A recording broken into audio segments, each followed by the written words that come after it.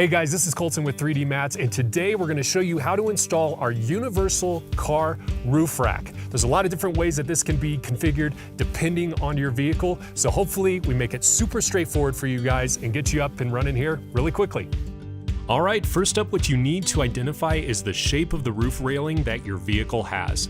Note that you cannot install this roof rack if your vehicle has no roof rails or if those roof railings are completely flush with the top of the vehicle.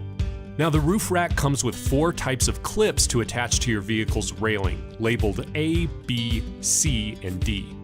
Consulting the manual shows that the shape of our railing will best match the C clip and D clip. The D clip was already installed onto the adjustable caddy, so we just needed to swap the A clip with the C clip by simply removing the screws.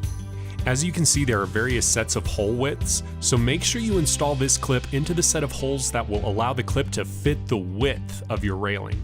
Next, remove each caddy from the crossbar by first using the supplied keys to remove the anti-theft cover. Then remove the plastic plug from each end of the bar, and then loosen each bottom screw on the caddies, which will enable them to slide out the end of the crossbar. Finally, you're going to remove the black rubber lining from underneath each crossbar. Now measure the distance between your roof railings. Make sure to subtract the length of each caddy from that measurement you just got. For us, it ended up being 6 inches total that we subtracted from our measurement.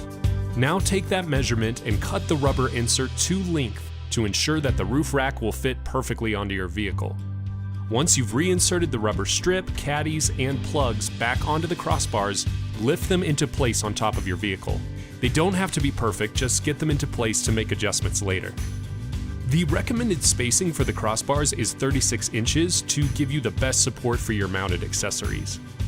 On the outside of each caddy, loosen each clip screw until you can adjust the metal clip to slide out of the current tray into the correct tray so that the height of the clip is allowing it to properly grip your vehicle's railing.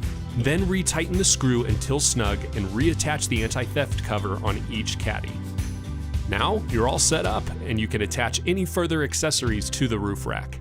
So if you have any more questions about the universal car roof rack from 3D Mats, check the link in the description below. Thank you guys so much for watching.